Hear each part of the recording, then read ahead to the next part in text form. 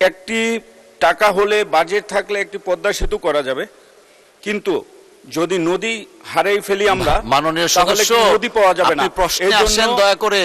এই জন্য মাননীয় মন্ত্রী মহোদয়কে আধুনিক আমরা লঞ্চের মাধ্যমে আমাদের এইখানে যারা বসবাস করে তাদেরকে আগ্রহী করার জন্য আমি নৌ পরিবহন মন্ত্রী মহোদয়ের কাছে নৌ রুট চালু করার জন্য অনুরোধ করছি। পদ্মা সেতু চালু এবং সড়ক পথের উন্নয়ন সাধিত হওয়ায় মাদারীপুর সহ দক্ষিণ অঞ্চলে নৌপথে চলাচলকারী যাত্রীর সংখ্যা হ্রাস পাওয়ায় লঞ্চ মালিকগণ যাত্রী সংকটের কারণে লঞ্চ পরিচালনায় অলাভজনক বলে মনে করে।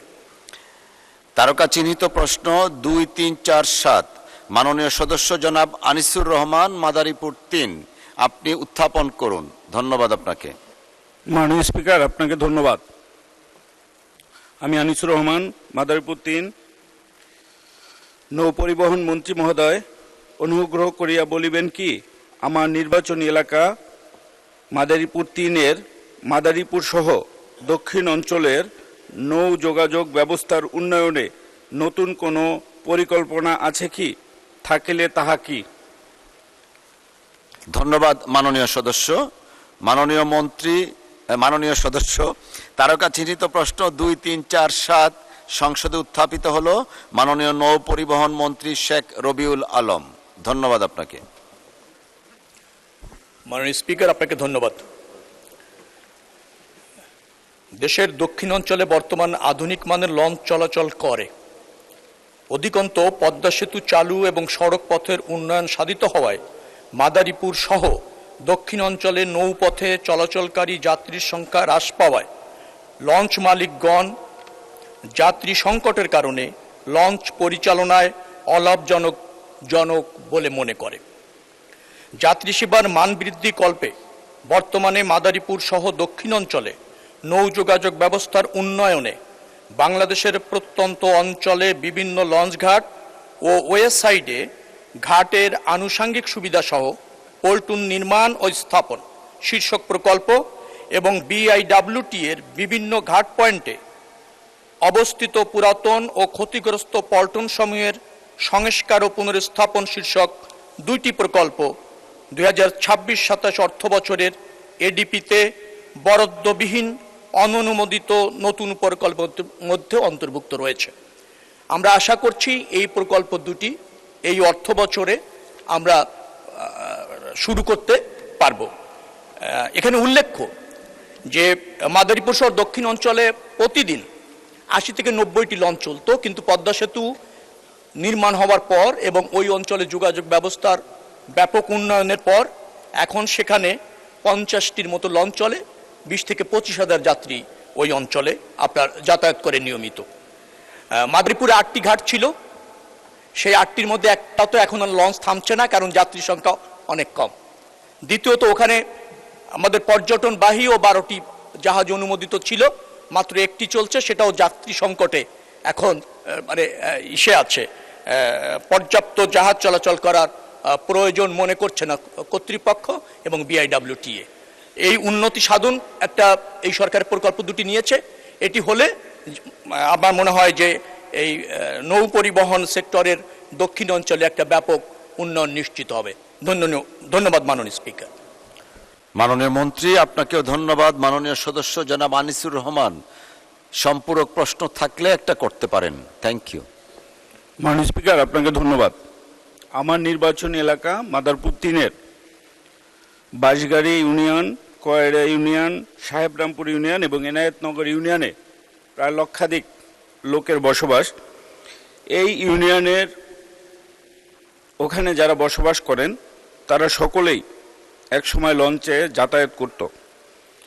আমি মনে করি উন্নত সেবা এবং বর্তমানে যে আধুনিক লঞ্চ ব্যবস্থা আছে সেই রকম যদি ব্যবস্থা করা হয় তাহলে অবশ্যই এই এলাকার যারা বসবাস করেন তারা অবশ্যই লঞ্চে তারা যেতে আগ্রহী এবং ইচ্ছা প্রকাশ করবে। আমি শুধু লঞ্চ চলাটা এবং যাত্রী পরিবহনটার সাথে সাথে আমি মনে করি আমাদের নদী পথে যদি আমরা নৌ রোডগুলো চালু রাখতে পারি তাহলে আমরা নদীকেও সচল রাখতে পারবো। একটি টাকা হলে, বাজেট থাকলে একটি পদ্মা সেতু করা যাবে, কিন্তু যদি নদী হারিয়ে ফেলি আমরা, মাননীয় তাহলে সদস্য, কি নদী পাওয়া যাবে না। আপনি প্রশ্নে আসেন দয়া করে। এই জন্য মাননীয় মন্ত্রী মহোদয়কে আধুনিক আমরা লঞ্চের মাধ্যমে আমাদের এইখানে যারা বসবাস করে তাদেরকে আগ্রহী করার জন্য আমি নৌ পরিবহন মন্ত্রী মহোদয়ের কাছে নৌ রুট চালু করার জন্য অনুরোধ করছি। ধন্যবাদ। ধন্যবাদ মাননীয় সদস্য। মাননীয় মন্ত্রী, এটা অনুরোধ, প্রশ্ন না কিন্তু। ধন্যবাদ মাননীয় সংসদ সদস্যকে এবং ধন্যবাদ মাননীয় স্পিকার। আমি পূর্বেই উল্লেখ করেছি যে আগে প্রতিদিন 40,000-এর মতো যাত্রী ছিল, সেটা এখন কমে এসেছে 20,000-এ। এবং আমাদের দক্ষিণ অঞ্চলের নৌ যোগাযোগ, বিশেষ করে লঞ্চ ব্যবস্থাপনা যেটা ছিল, খুবই মানসম্মত এবং উন্নত সেবা নিশ্চিত করেছিল বেসরকারি খাতে। তারাও এখন অলাভজনক অবস্থায় পড়েছে, মানে তারাও সংকটে আছে যাত্রী সংকটের কারণে। তো এই মুহূর্তে BIWT এর যে সমস্ত সার্ভিসটা আছে, সেটা 2টি প্রকল্প আমরা হাতে নিয়েছি।